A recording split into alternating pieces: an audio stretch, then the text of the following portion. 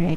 And sa positive naman guys, ito nga yung sinasabi natin na mga pagbabago, transformation guys, no? Mga endings and new beginnings. So, ito talaga guys, very evident yung energy na may mga positive changes talaga na mangyayari sa inyo. Una, merong mga tao na maaaring tumulong sa inyo, no? Especially kung meron kayong mga financial problems guys, kagaya ng nasabi ko kanina na kung may mga utang kayo, pwedeng may tumulong sa inyo para malampasan nyo yung mga problema na yun sa utang. Pangalawa, maaaring meron ding tumulong sa inyo guys para matupad yung mga dreams nyo. Ito naman,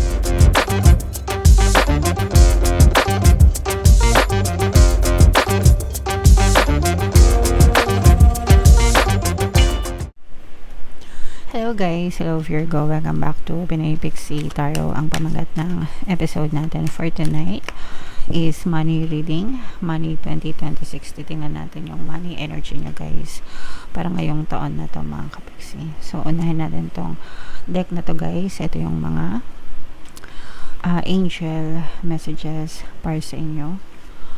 So kung ano na lang yung makaresonate sa inyo guys, take that message mga kapiksi.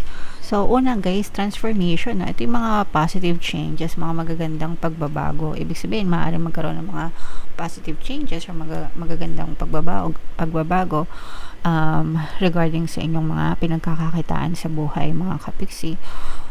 Kahit ano pa yung source of income nyo. So pwedeng sa trabaho, kung sa trabaho pwedeng may changes sa workplace nyo, o kaya naman pwedeng mag-iba ka ng trabaho, or pwedeng malipat ka ng malipat ka ng company, or malipat ka ng department, or mag-iba yung boss mo, yung mga ganun. O kaya baka ikaw na yung maging boss sa susunod.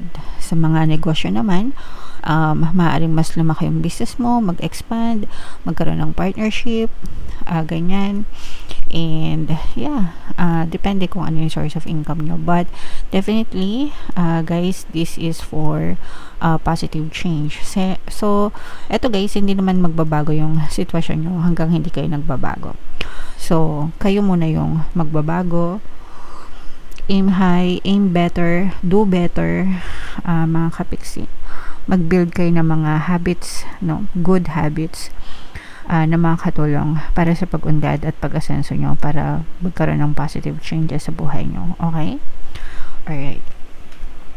And we have unconditional love. Ito guys, ibig sabihin nito, parang especially if meron kayong partner o specific person, maswerte kayo guys kasi kahit ano pang sitwasyon nyo sa buhay, no, parang hindi nagiging batayan yung financial na aspeto nyo. Kung mahal kayo ng jowa nyo, mahal nila kayo. So parang tinatanggap nila kahit ano pa yung pwede mong i-offer sa kanila guys. Okay? Alright. And ito naman guys, mga endings and beginnings, new beginnings. So maaaring may matatapos na chapter ng buhay mo when it comes to your career, investment, negosyo, para bigyan ng space yung bago na trabaho, negosyo, or investment sa buhay mo. So kumbaga pwedeng magre-resign ka dun sa company na yun, tapos lilipat ka ng ibang company. Yung mga ganun guys. Pero may mag-end na luma and may magsisimula kayong bago. Kaya nga swak na swak talaga itong mga transformation tsaka endings and beginnings. Iisa lang sila ng ibig sabihin guys. Okay? Alright. So yeah, comment down below Virgo if naka-resonate kayo dyan. So shuffle natin guys, hanapin natin yung energy ng Virgo at saka yung energy ng money. Habang sinashuffle natin to, panoorin nyo muna guys yung video natin regarding sa ating paano mag-manifest ng abundance video course. Kapiksi, sawa ka na ba sa mga struggles at hirap sa buhay mo? Masipag ka ba at masikap sa buhay ngunit hindi ka pa rin umaasenso? Ilang beses ka na bang nag-attempt mag-negosyo at mag-invest pero palagi ka pa rin nalulugi? Sa pagkakataon na ito ay maaaring may subconscious beliefs ka na nagiging balakid sa iyong pag-unlad at pagyaman. Introducing, paano mag-manifest ng abundance video course. Dito ay matututunan mong ma-overcome ang mga balakid mo para tuluyan ka ng umunlad, umasenso, sumagana, maging matagumpay, successful at maswerte sa iyong kabuhayan, pera, trabaho, negosyo, salapi at kaperahan ng bonggang-bongga. Dali, mag-send na ng email sa pinoypixietarot@gmail.com at simulan na ang iyong pagyaman ngayon. Alright, so sa lahat ng gusto mag-avail ng course guys, meron tayong paano mag-manifest ng abundance video course, paano mawala ang third party, at magkaroon ng harmonious na relationship, paano pabalikin si ex or vice breakup. Sa mga interesado guys, mag-send lang kayo ng email sa pinoypixitaro@gmail.com. And sa mga naghahanap guys ng pampaswerte na lucky charms or lucky bracelet, aventurine tsaka citrine, yung recommended ko guys, ito yung mga sample. May makita kayong mga link sa description box.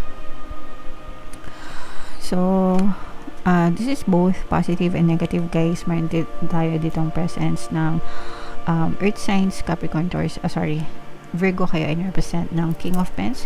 Ito yung ating money energy mga kapiksi. So ito guys, unahin muna natin yung mga negative energy. Yung iba sa inyo guys, nai-stress. Pakiramdam ko, this is more of parang mga debt obligations nyo mga kapiksi. Ibig sabihin kung may mga utang kayo, no? May mga utang kayo last year, 2025. Tapos parang hindi nyo pa nababayaran yung mga utang nyo, yung iba lumulobo, lalo na kung sa credit card guys or sa mga 5-6 na parang interest lang yung nababayaran nyo, parang minimum lang ganyan, tapos lumalaki yung interest, and parang yung iba sa inyo medyo nalulubog sa utang mga kapiksi. And so yung iba parang may mga ganun, at saka guys, lalo na yung mga nalululong sa sugal, sa mga online gambling, kahit hindi kayo, kunwari hindi naman kayo yung nagsusugal, pero yung mga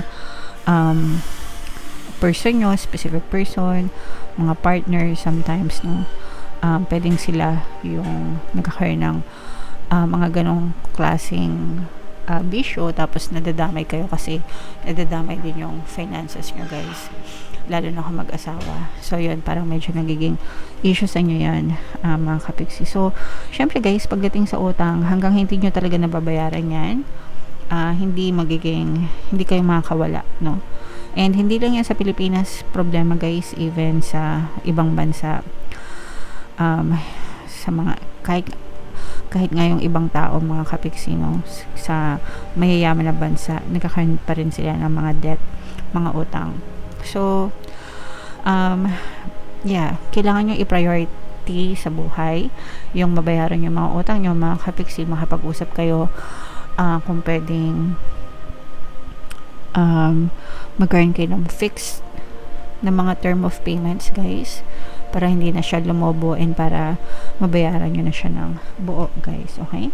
Alright, and sa positive naman guys, ito nga yung sinasabi natin na mga pagbabago, transformation guys, no, mga endings and new beginnings. So ito talaga guys, very evident yung energy na may mga positive changes talaga na mangyayari sa inyo. Una, merong mga tao na maaaring tumulong sa inyo, no, especially kung meron kayong mga financial problems guys, kagaya ng nasabi ko kanina na kung may mga utang kayo, pwedeng may tumulong sa inyo para malampasan nyo yung mga problema na yun sa utang. Pangalawa, maaaring meron ding tumulong sa inyo guys para matupad yung mga dreams nyo. Ito naman, this is you chasing after your dreams. If you chase after your dreams mga kapiksi, money will always follow, no?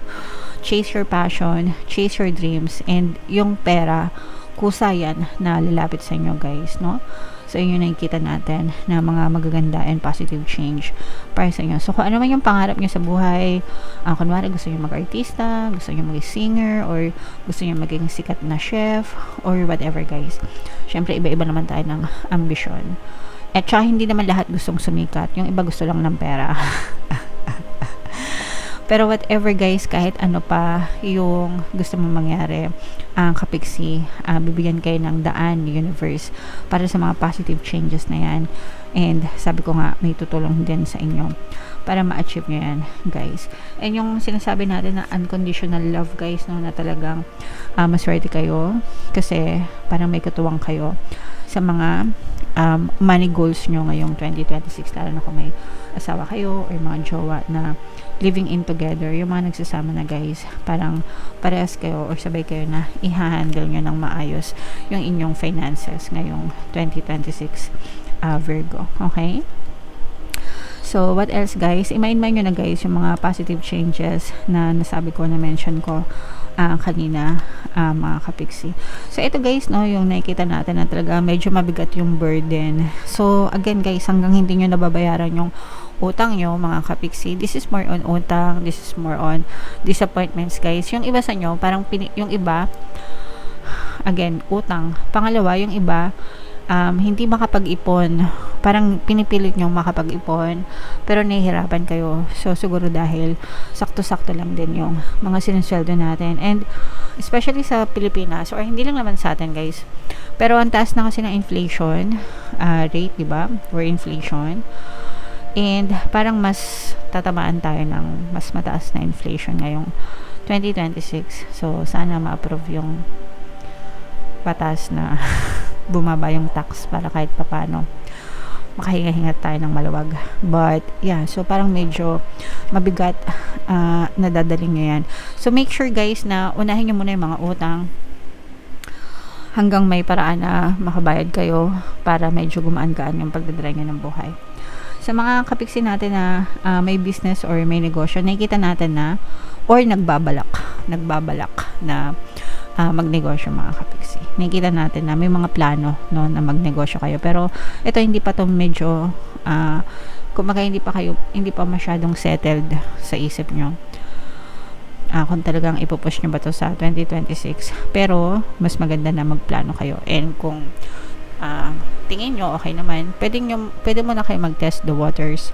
Konti-konti lang muna, di ba? Kapag pumatok, tsaka nyo damihan, mga kapiksi. Okay? Alright. So, what else? Tingnan ba natin? So eto guys, nakikita natin na may mga bagong opportunities.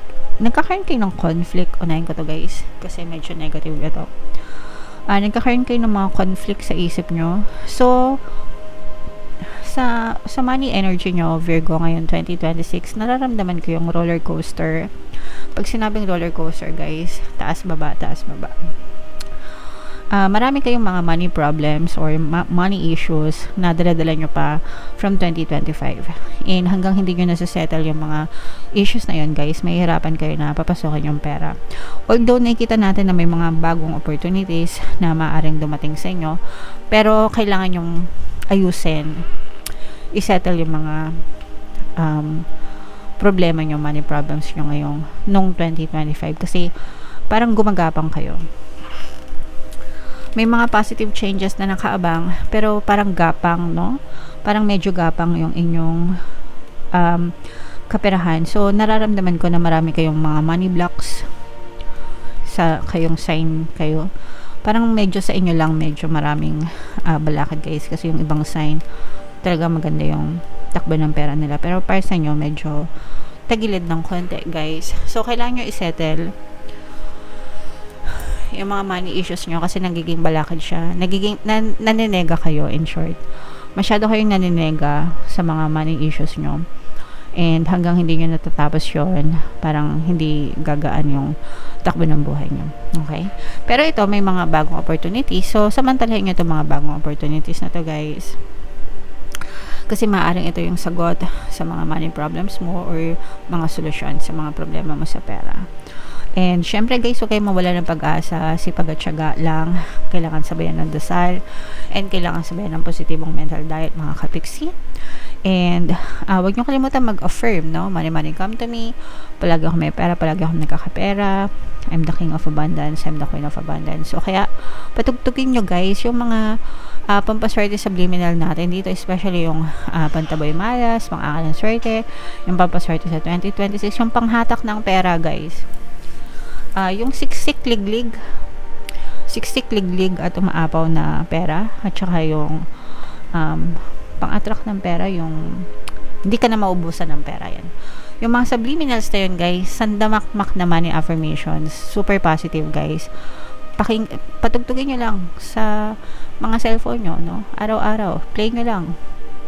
Mga kapiksi, automatic na capture ng subconscious mind nyo yung mga affirmations nun, kahit di nyo naririnig, pero na-capture yun ng subconscious mind nyo. So, play nyo lang sa background habang nagtatrabaho kayo, habang naglilinis kayo ng bahay, patugtugin yung cellphone nyo or kahit saan, guys, para marinig nyo. And iwasan nyo maging nega.